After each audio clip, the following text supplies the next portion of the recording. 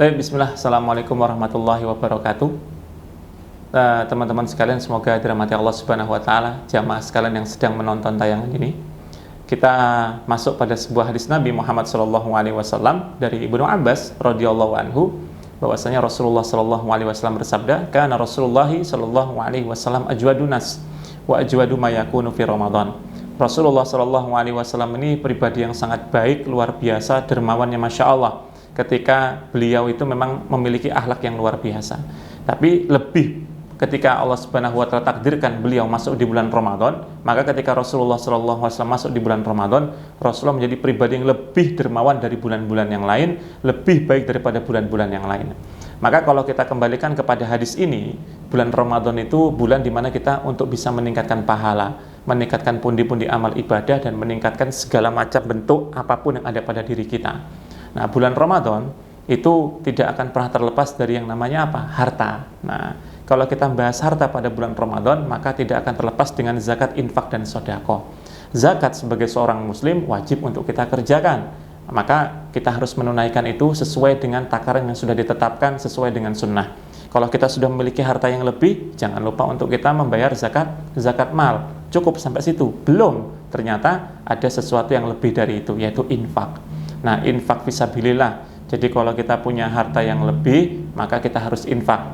Tapi kalau kita tidak memiliki harta, maka infak itu tidak harus menunggu kaya.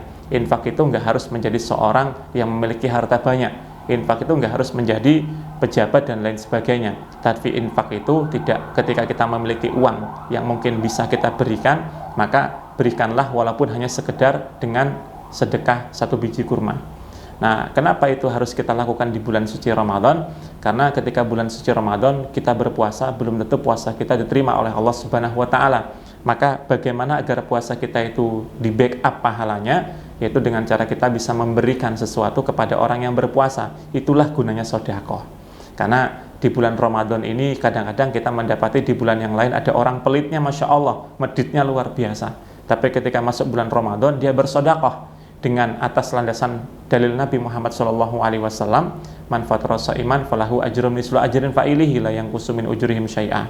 Jadi barang siapa yang memberikan iftar kepada orang yang berpuasa, maka dia mendapatkan pahala sebagaimana orang yang berpuasa tanpa dikurangi pahala sedikit pun. Uang yang dia miliki dia berikan kepada sebuah orang-orang yang kepada membelikan sebuah makanan dan dia belikan kepada orang yang berpuasa, maka dia bisa mendapatkan pahala tersebut. Jadi harus sama-sama. Ketika kita memiliki uang, tidak harus sedekah maupun infak itu kita menunggu kaya. Tapi apa yang kita miliki, agar harta yang kita bisa dapatkan itu mendapatkan keberkahan dari Allah Subhanahu wa taala. Karena harta itu posisi dia adalah amanah dari Allah. Kita gunakan sesuai dengan amanahnya, maka itu mendapatkan pahala. Kalau kita gunakan kepada sesuatu yang diharamkan oleh Allah Subhanahu wa taala, maka harta yang kita miliki itu bisa mendatangkan mudarat dalam kehidupan kita di dunia maupun di akhirat.